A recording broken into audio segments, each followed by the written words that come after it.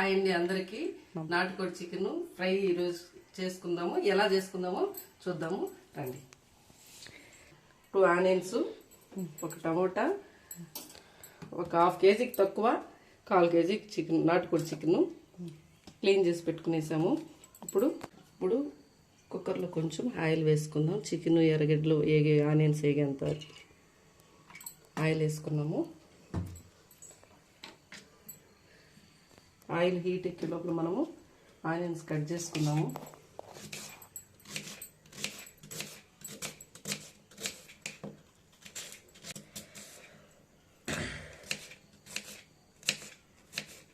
మరీ సన్నమేం అవసరం లేదు, ఎందుకంటే ఇవి ఆయిల్లో వేగిపోతాయి కాబట్టి. కట్ చేసేసుకున్నాము. ఓకే, ఆనియన్స్ కట్ చేసి పెట్టుకునేసాం కదా, ఆయిల్ హీట్ ఎక్కిస్తుంది. ఆనియన్స్ వేసుకుందాం.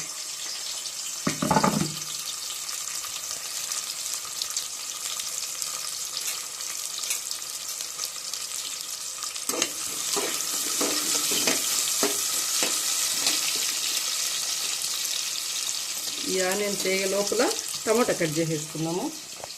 కట్ చేసి ముందు కూడా పెట్టుకోవచ్చు, కానీ ఫ్రెష్గా ఉంటాయని పెద్ద టైం పట్టదు కాబట్టి ఆ వేగే లోపల ఇవి సన్న ముక్కలుగా కట్ చేసేసుకున్నాము.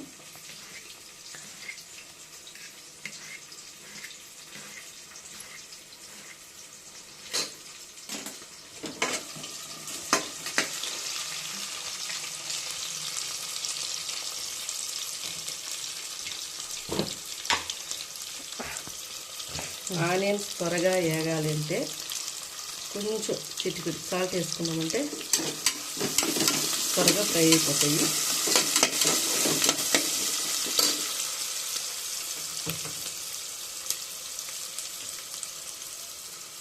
ఈ చికెన్ ఎలా క్లీన్ చేసుకున్నానంటే ఒక 1 అవర్ బాగా 2 టైమ్స్ క్లీన్ చేసేసి ఒక 1 అవర్ ఫ్రిడ్జ్లో పెట్టేశాను. ఫ్రిడ్జ్లో నుంచి మళ్ళీ 1/2 అవర్ వంట చేసుకునే ముందు బయట పెట్టుకొని ఒక్కర ఉప్పు నీళ్ళల్లో వేసి 1/2 అవర్ బాగా నానబెట్టేశాను. నానబెట్టినందువల్ల ఈ చికెన్ మళ్ళీ ఎట్లా వస్తుంది, ఎందుకు ఊరబెట్టాను అని అంటే ఈ నాటుకోడి చికెన్ కాబట్టి స్మూత్గా సాఫ్ట్గా జ్యూసీగా వస్తుందని ఉప్పు నీళ్ళలో నానబెట్టాను. అందువల్ల చాలా చక్కగా వస్తుంది, రెస్టారెంట్ స్టైల్లో వస్తుంది అనమాట. ఇది మీరు కూడా ఒకసారి ట్రై చేసుకోవచ్చు నేను చెప్పిన ప్రాసెస్లో.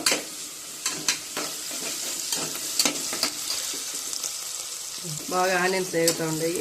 ఇప్పుడు కరివేపాకు రెబ్బలు కొంచెం, టమాటాలు కొంచెం వేసి అవి కూడా ఫ్రై చేసేసుకున్నాము. కరివేపాకు ఆనియన్స్ వేసేద్దాము, మంచి స్మెల్ వస్తుంది, బాగుంటుంది కాబట్టి. మరి ఆనియన్స్ ఎక్కువ వేగినా మళ్ళీ చికెన్లో కూడా వేగాల్సి వస్తుంది కాబట్టి ఇప్పుడు మనం టమాటాలు కట్ చేసి పెట్టుకున్నాం కదా, ఒక్క టమాటాని వేస్తున్నాం. 2 వేసామంటే కూడా పులుపు వచ్చేస్తుంది, నాటుకోడి కాబట్టి. ఇది ఆనియన్స్లో కలిపేద్దాము.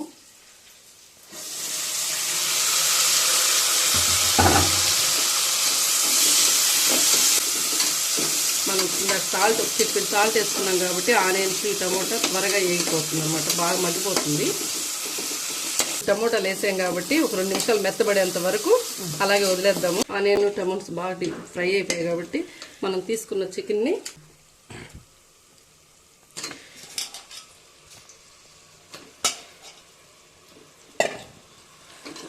బాగా మిక్స్ చేసుకుని ఆనియన్స్ టమోటా చికెన్ అంతా కలిసేటట్టు బాగా కలుపుకునేసాము. కొంచెం పసుపు, చిటికెడు పసుపు వేసుకున్నాము. నాటుకోడి కాబట్టి కొంచెం నీసు వాసన రాకుండా కొంచెం కాస్త ఒక్కరవ, మామూలు చికెన్ కన్నా దీంట్లో పసుపు ఒక్కరవ ఎక్కువగానే పడుతుంది.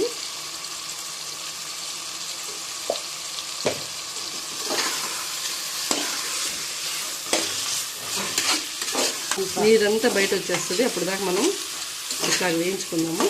బాగా కలబెట్టుకున్నామంటే వాటర్ వచ్చేస్తుంది. ఈ వాటర్ అంతా రావాలంటే సిమ్లో పెట్టకూడదు, హై ఫ్లేమ్ మీదే పెట్టుకొని ఉడికించుకున్నామంటే వాటర్ వచ్చేసిందంటే బాగా ఇదవుతుంది అనమాట. సిమ్లో పెట్టాల్సిన అవసరం లేదనమాట. మామూలుగా కొంతమంది సాల్ట్ వేసుకుంటారు, నేను కల్లుప్పు ఎక్కువ వాడతాను అనమాట. సరిపడినంత, దీనికి ఏం మిగతా ఏం లేదు. ఒక్కొక్కరు ఎక్కువ వేసుకుంటారు, ఒక్కొక్కరు తక్కువ వేసుకుంటారు కాబట్టి మేము ఇంత వేసుకుంటున్నాము, సరిపడినంత ఉప్పు వేసుకుంటున్నాము. బాగా వాటర్ అంతా ఇదైపోయి ఆయిల్ పైకి వచ్చేస్తుంది కాబట్టి ఇప్పుడు కారం వేసుకున్నాము. కారం ఎక్కువ తింటారు కాబట్టి నాటుకోడి కారం బాగా దండిగా ఉండాలి కాబట్టి ఒక 2 స్పూన్లు నేను కారం వేసుకుంటున్నాను. సరిపడినంత వేసుకోవచ్చు. ఈ కారం నేను మామూలుగా చాలామంది పాలు మారేసి ప్యాకెట్ కారం అయితే తెచ్చుకుంటారు. ఇవి నేను ఇంట్లోనే బాగా ఎండబెట్టి మిల్లులో ఆడిచ్చి వాడతానమాట. ధనియాల పౌడర్ కూడా 1 స్పూను, ఇంకొంచెం 1 స్పూన్ వేసుకుంటున్నాను. ఈ ధనియాలు కూడా నేను బాగా 2 కేజీస్ తీసుకొని బాగా ఎండలో ఎండబెట్టి ఆడిచ్చి పెట్టుకుంటాను. ఇప్పుడు అంతా కలుపుకుందాము. కారం వేసేసాము, ధనియా పౌడర్ వేసేసాము, సాల్ట్, ఉప్పు, పసుపు అన్నీ వేసాము. చికెన్ ఎలా కనిపిస్తుంది, నోరు ఊరుతుంది కదా చూస్తుంటేనే. ఇంకా టేస్ట్ ఇంకా అదిరిపోతుంది. ఇప్పటికేం కాలేదు, సగం ప్రాసెస్ అయింది. బాగా కలిపెట్టేసాం కదా. ఒక 1 స్పూను అల్లం వెల్లుల్లి పేస్ట్ వేస్తున్నాను. కారం పచ్చివాసన రాకుండా ఉండేదానికి అల్లం వెల్లుల్లి పేస్ట్, కారం అన్నీ బాగా నూనెలో వేగుతాయి కాబట్టి ఇప్పుడు 10 నిమిషాలు ఇలాగే అల్లం వెల్లుల్లి పచ్చివాసన పోయేంత వరకు వేయించుకునేయాలి బాగా. ఇప్పుడు లో ఫ్లేమ్లో పెట్టుకొని వేయించుకుని, ఎందుకంటే మనం కారం అన్నీ వేసాం కాబట్టి అడుగంటుకుంటా లో ఫ్లేమ్లో పెట్టుకొని కలిపెట్టుకుంటా ఉండాలి. అప్పుడు లేదంటే అడుగంటుకుంటుంది. 2-3 సార్లు బాగా కలిపెట్టుకోవాలి. చికెన్ మనం లో ఫ్లేమ్లో పెట్టుకున్నాం కాబట్టి అడుగంటదు. దీంట్లో ఆయిల్ పైకి వచ్చేంత వరకు మనము ఏదైనా మూత పెట్టుకోవచ్చు. ఈ రబ్బర్ తీసేసి పెట్టాలి, ఎందుకంటే ఇది మళ్ళీ కుక్కర్ పనిచేయదు అనమాట. అందుకే ఇది పెడుతున్నాను. లో ఫ్లేమ్లో ఆయిల్ పైకి వచ్చేంత వరకు అప్పుడప్పుడు కలిపెట్టుకున్నాము. ఆయిల్ ఇప్పుడు కొంచెం పైకి ఆయిల్ పైకి తేలేంత వరకు అప్పుడప్పుడు మూత పెట్టి మూత తీసుకొని చూస్తుండాలి. అల్లం పేస్ట్ వేగుతుంది, ప్లస్ కారం ఇవన్నీ పచ్చివాసన రాకుండా కలబెట్టుకుంటా ఉంటే కూర టేస్ట్గా ఉంటుంది. ఒక్కొక్కరు ఒక్కొక్క టైప్లో చేస్తారు, కానీ మేము ఈ విధంగా చేసుకుంటాము. కానీ చాలా టేస్టీగా ఉంటుంది, రెస్టారెంట్ స్టైల్లో ఉంటుంది. కానీ మీరు ట్రై చేసి చూడండి ఒకసారి. మళ్ళీ మూత పెడుతున్నాను, జస్ట్ ఒక 2 మినిట్స్ చాలు. ఇప్పుడు ఆయిల్ పైకి తేలిందో లేదో చూద్దాం రండి. దగ్గర పెట్టి చూడండి, ఆయిల్ బాగా కనిపిస్తుంది. ఇలా ఆయిల్ పైకి వచ్చేయాలన్నమాట. ఇలా వస్తే పచ్చివాసన అంతా పోయి బాగా ఏగినట్టు కారము, ధనియాల పౌడరు, అల్లం వెల్లుల్లి పేస్టు. ఇప్పుడు దీంట్లోకి వాటర్ మిక్స్ చేసుకొని, ఒక నాటుకోడు కాబట్టి ఒక 5 విజిల్స్ వాటర్ పోస్తున్నాను. గ్లాస్ వాటర్ మిక్స్ చేస్తున్నాను. బాగా కలిపెడతాము.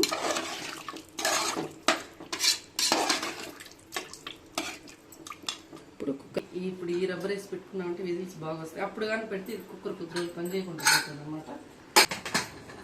ఇప్పుడు కుక్కర్ మూత పెట్టేసాము. ఇది నాటుకోడు కాబట్టి మటన్తో సమానంగా ఉడకాలి. నేను 6 విజిల్స్ పెడుతున్నాను.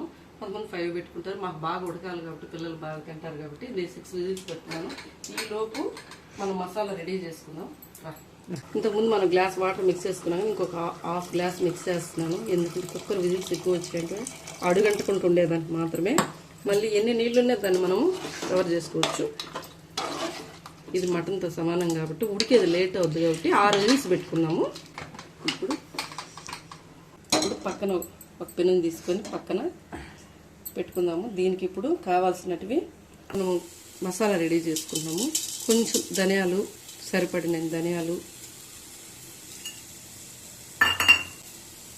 కొంచెం కాస్త యాగనిచ్చేసి మొగ్గ, ఒక 7 మొగ్గలు తీసుకున్న లవంగాలు, కొంచెం పట్ట, కొంచెం ఎందుకంటే ఇది ఎక్కువ వేసిన తీయంగా వచ్చేసిన కూర, 2 ఏలకలు, మిరియాలు కొంచెం, నాటుకోడు కాబట్టి నేను బాగా వేసుకునేసి లాస్ట్లో జీలకర్ర వేసుకోవాలి. ఇప్పుడే వేసి మాడిపోతుంది.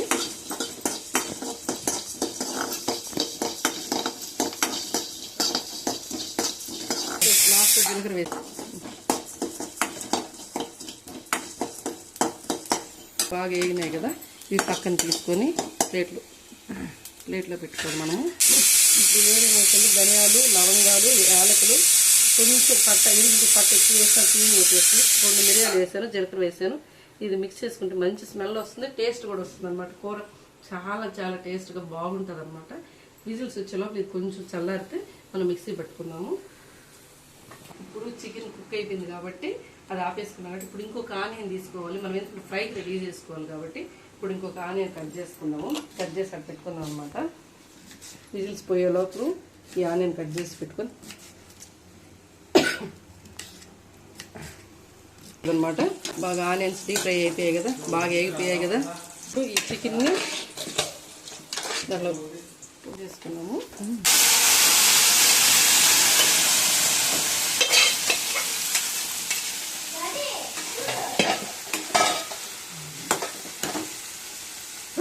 ఇప్పుడు మనం ఆనియన్ బాగా డీప్ ఫ్రై అయినాక మనం కుక్కర్లో చికెన్ నీళ్ళు తిరగేసుకున్నాం కదా, తిరగపోసుకున్నాం.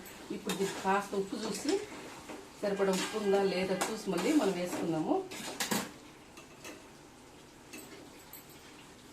కాస్త సాల్ట్ తక్కువగా ఉంది.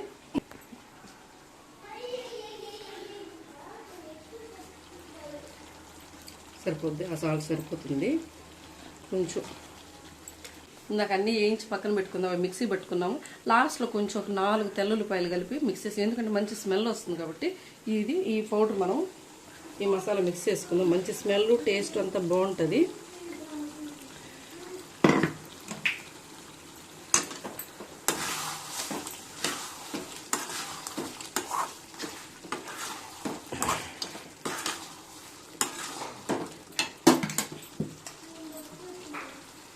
ఇంకొంచెం మిక్స్ చేసుకుందాం అనమాట.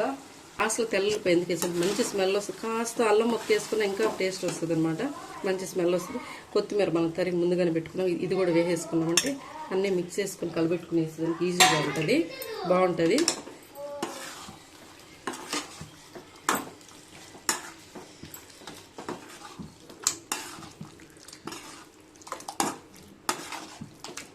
ఇది ఇలా పెట్టుకుంటే అన్నంలో కొంచెం ఈ మసాలా వేసుకొని తింటే చాలా బాగుంటుంది. దీన్ని ఇంకా డీప్ ఫ్రై చేసుకోవాలనుకుంటే గుమ్మగుమ్మలాడే నాటుకోడి చికెన్ ఫ్రై రెడీ.